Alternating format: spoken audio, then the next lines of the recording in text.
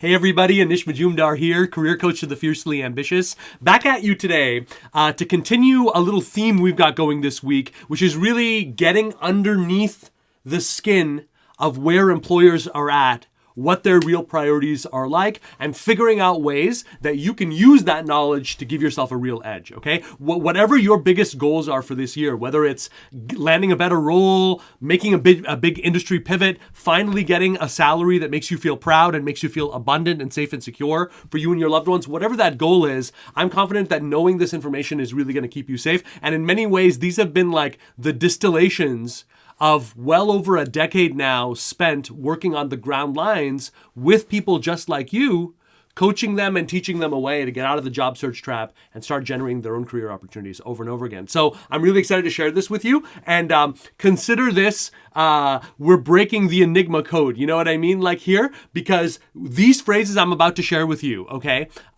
you may have heard them. You may have been on the receiving end. You may have heard from friends. You may have heard from people and colleagues who have gotten passed over for roles prior to hearing things like this. I want to share with you what is really most likely going on when you hear these, because it's really not obvious in a lot of cases. And most importantly, what should you do with that information in hand, okay? Here's the first one. Very common. You'll hear it from employers all the time, oftentimes early in the process, right? You're talking about how business is going, right? You're talking about how the line of business or the aspect of the business that you're going to be working in, right, to develop, where is that? And they use a phrase like this. Hey, we're just ramping up. You know, this is important. It's strategic. We're just ramping up. Now, what should you translate that? Don't translate that to mean, hey, it's great, everything's hunky-dory. No, you should translate that to mean they've identified the need to have someone like you here. They've identified the need to have someone like you making progress there, but they do not have the urgency yet.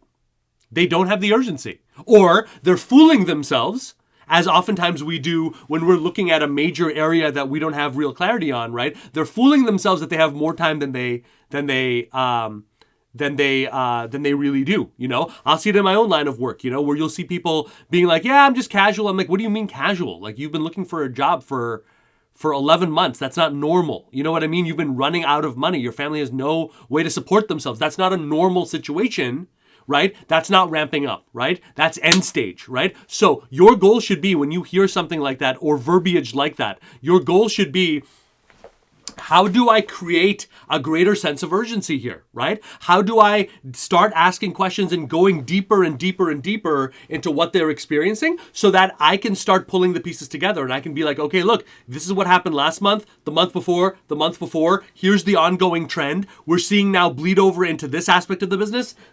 We're seeing already strategic changes. Imagine what's going to happen if another year goes by without this change happening, right? Now, can we still say that we are ramping up? Or can we actually reframe this? The more you stand for that, and actually the more you get them there, the more you're going to convince them, by the way, that you are the one and only person who can solve it, okay? So just keep that in mind, okay? Here's another phrase that we'll hear all the time from employers, right?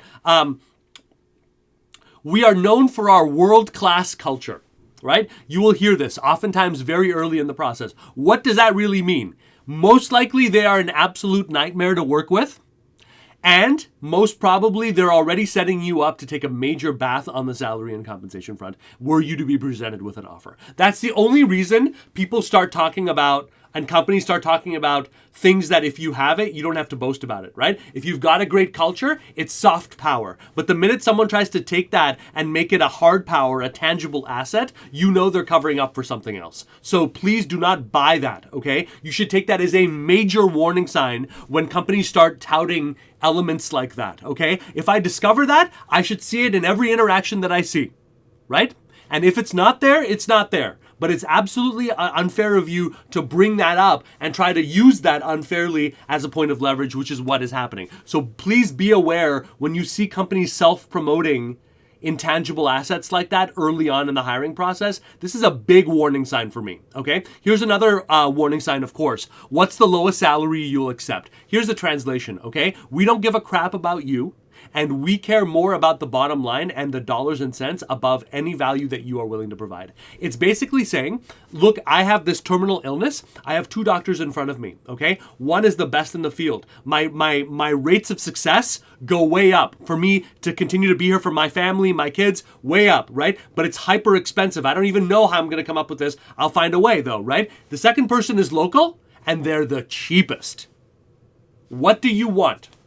When we're talking about something important, growing a business, staying safer, protecting our people, moving it forward, right? The major pains that any business is trying to solve right now. What is that worth to you? And what does it say when instead of engaging honestly with the process and seeing, hey, where is it going to lead? Guess what? Let's not be children about this. If I go out there into the universe and say, I want this, I might be surprised by how much time it takes. I might be surprised by how much money is required. So what? So what? But to not be willing to do that is to artificially try to control. It is to patronize the process, and you will never be respected. Even if you get the job, you will never, you mark my words, you will never get the buy-in you need to make the big changes happen. And that will sabotage you in the job, and ultimately that will cut your chances there. Do not accept that. I personally would walk away if someone starts asking me questions like, what's the lowest salary you accept? You know, one of my earliest acting agents back in my teens and early 20s, I was an actor. I knew this guy, I shouldn't work with him because he literally, first thing out of his mouth, Anish, you know, someone looking the way that you do, I wouldn't get your hopes up. Jesus Christ. I was like, you want to grab a coffee first? You want to, you know, start going into it? You know what I mean? Beware, okay? Here's the last one, okay? Well, the last 2, okay? Because I really want to make sure you get a lot of value from this, okay? Number 2, when people start saying things, an employer starts saying things like, hey, you look great on paper. You know what I mean? Yeah, this looks good. You know? This proposal looks good. Yeah, it looks good. When you hear that, please do not take it at surface value and do not look at that as a reassurance. It looks good on paper means that something else that is not being visible on that page is stalling out a decision. They're expressing a worry and a concern if you're actually going to hear it. What does that mean? If you've been spending the majority of the dialogue with this person talking about professional details, etc., now's the time to show them the human side. If you have been touting credentials and expertise, now's the time to actually say man to man or man to woman or whatever, I'm giving you my word and I'm staking my reputation that we can make this progress and we can make this a reality, right? You want to try different keys when you hear stuff like that. You want to break it up. You want to make this person feel like they're in new territory. Don't just play into it. Disagree with them, right? Challenge their preconceptions. Make them pay attention and go, oh, okay, this is not a people pleaser who's going to say whatever they need to say to get an outcome, right? Switch it up, right? Find different ways of fostering and strengthening that relationship because that's exactly what's going on there when you hear verbiage like that. Finally, anything that's like, hey, can we see what this looks like implemented? Can we see specifically what that looks like in our situation? Okay, how do we get started on making that phase 1 a reality? These are signs you are at the offer. There's nothing else to be said. There's no more details to be shared. It is simply a question of, hey, how do you guys handle this? How do you want to structure this? How can we make sure that the next time that we are talking, we're looking over some points of a deal, right? And hold that line and say nothing else and stop proving yourself. And if they go back to what you were trying to do. Go back to the ultimate outcome of what's trying to be achieved. Stand for the ultimate change that needs to be made, not your ego, and you're going to be just fine, okay? So just a couple of